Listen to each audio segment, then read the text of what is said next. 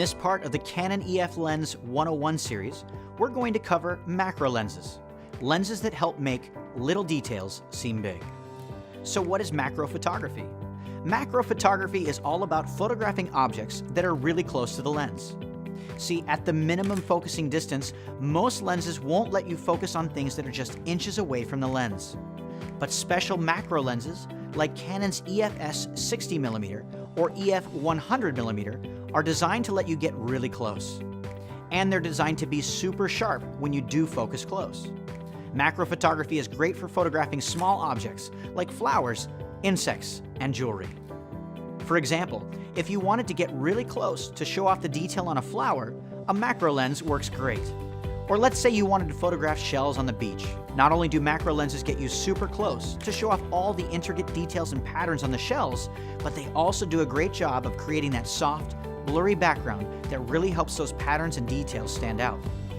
So let's talk about some tips on using macro. First thing is that focus is really important. You want to carefully put the sharpest focus on one part of your subject, like the face of an insect. So take the time to ensure that your sharpest focus is where you want it. Next, the lens apertures you use can be really important. Let's say you're shooting a flower at a wide open f-stop, like f2.8.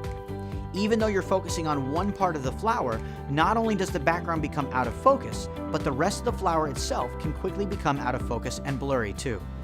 So you may need to use an even smaller lens opening like f11 or even higher to bring more of the flower into focus. Most Canon macro lenses will focus to what's called life-size magnification. In layman's terms, this means you can fill the frame with the subject the size of a US quarter coin. Now here's one more tip. Most macro lenses will focus out to infinity. So even though macro lenses are designed for close-up work, they're also great for other types of photography, especially portraits.